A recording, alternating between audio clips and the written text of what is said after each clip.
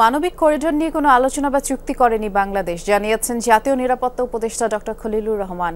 বাংলাদেশ যখন চীন ও যুক্তরাষ্ট্রের সাথে সম্পর্ক জোরদারের চেষ্টা চালাচ্ছে, তখন প্রতিবেশী একটি দেশ প্রপাগান্ডা চালাচ্ছে বলেও জানান তিনি। মিয়ানমারের অভ্যন্তরীণ পরিস্থিতি স্বাভাবিক না হওয়ায় রোহিঙ্গা প্রত্যাবাসনের আশা না দেখলেও এই সংঘাতকে সুযোগ মনে করছেন পররাষ্ট্র উপদেষ্টা। রোহিঙ্গা প্রত্যাবাসন আঞ্চলিক নিরাপত্তার উপরে প্রভাব ও ভবিষ্যৎ বিষয়ক এক সেমিনারে এসব কথা বলেন বক্তারা।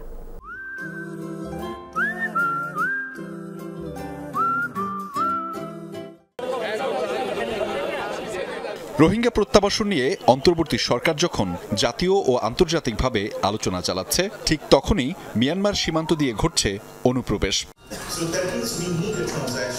পরিস্থিতির এমন অবস্থায় রোহিঙ্গা প্রত্যাবাসন নিয়ে সেমিনার বিউপি অডিটোরিয়ামে মূল প্রবন্ধ উপস্থাপন করেন আন্তর্জাতিক সম্পর্ক বিশ্লেষক অধ্যাপক শাহাব এনাম খান। প্রবন্ধে প্রত্যাবাসনের চ্যালেঞ্জ হিসাবে উঠে আসে মিয়ানমারের অভ্যন্তরীণ সংকট, তহবিল ঘাটতি ও কূটনৈতিক দূরত্বের বিষয়গুলো। আন্তর্জাতিক সম্পর্ক বিশ্লেষকরা জানান, জাতীয় নিরাপত্তা পরিষদ ও জাতীয় রোহিঙ্গা প্রত্যাবাসন কমিশনের মধ্যে সমন্বয় ও বহুপাক্ষিক কৌশলগত যোগাযোগ বাড়াতে হবে। রোহিঙ্গা সংকট শুধু বাংলাদেশেরই নয়, পুরো দক্ষিণ ও দক্ষিণ পূর্ব এশিয়ার সংকট।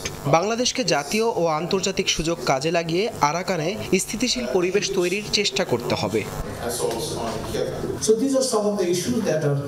মিয়ানমারের গণতান্ত্রিক সংকটের দিকেই সবাই মনোযোগ দিচ্ছে। রোহিঙ্গা প্রত্যাবাসনের ইস্যুটি এখন আড়ালে চলে যাচ্ছে। আমাদের এই বিষয়টিকে আবার সামনে আনতে হবে এবং মূল আলোচনার সঙ্গে একীভূত করতে হবে। মিয়ানমারের অভ্যন্তরীণ যুদ্ধাবস্থা স্বাভাবিক না হলে প্রত্যাবাসনের আশা নেই বলে জানান পররাষ্ট্র উপদেষ্টা। যদিও এই সংঘাতকে রোহিঙ্গা প্রত্যাবাসনের সুযোগ মনে করেন তিনি। আমাদের নিশ্চিত করতে হবে যে ফিরে যাওয়ার আগে তাদের অধিকার ও নিরাপত্তা নিশ্চিত হয়েছে। মিয়ানমারে অবশ্যই বাস্তব পরিবর্তন আনতে হবে এবং সেই পরিবর্তনের নিশ্চয়তা আন্তর্জাতিকভাবে স্বীকৃত হতে হবে। আমাদের আলোচনায় এই বিষয়গুলো জোর দিয়ে তুলতে হবে। যদিও এটা একটা কঠিন ও দীর্ঘমেয়াদী প্রক্রিয়া, ঐক্যবদ্ধ না হলে এটা সম্ভব হবে না। মানবিক করিডোর ইস্যুতে কারোর সাথেই কোনো চুক্তি করেনি বাংলাদেশ, নিশ্চিত করেন জাতীয় নিরাপত্তা উপদেষ্টা ও প্রধান উপদেষ্টার রোহিঙ্গা বিষয়ক উচ্চ প্রতিনিধি ডক্টর খলিলুর রহমান। আমরা এখন পর্যন্ত কোনো করিডোর চালু করিনি, কোনো কিছু বাস্তবায়ন হয়নি, কোনো অংশীদারের সঙ্গে চূড়ান্ত কিছু হয়নি। আমি যখন দেশে ফিরে আসি তখন সংবাদ সম্মেলনে সোজা বলে দিই, জাতিসংঘের মহাসচিব করিডোর শব্দটি ব্যবহার করেননি। তিনি বলেছিলেন হিউম্যানিটেরিয়ান চ্যানেল বা মানবিক পথ, যা একেবারে ভিন্ন একটি ধারণা। মানবিক সহায়তার কোনো কার্যক্রম শুরু করতে হলে দুপক্ষের সম্মতির প্রয়োজন হয়।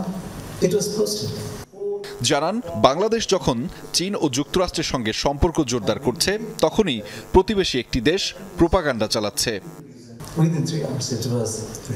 প্রতিবেশী দেশের সংবাদ মাধ্যমে গুজব ছড়িয়ে পড়ে যেন বাংলাদেশ যুক্তরাষ্ট্রের হয়ে একটি প্রক্সি যুদ্ধ শুরু করতে যাচ্ছে, রাখাইন রাজ্য দখল করে মার্কিন আধিপত্য প্রতিষ্ঠার চেষ্টা করছে।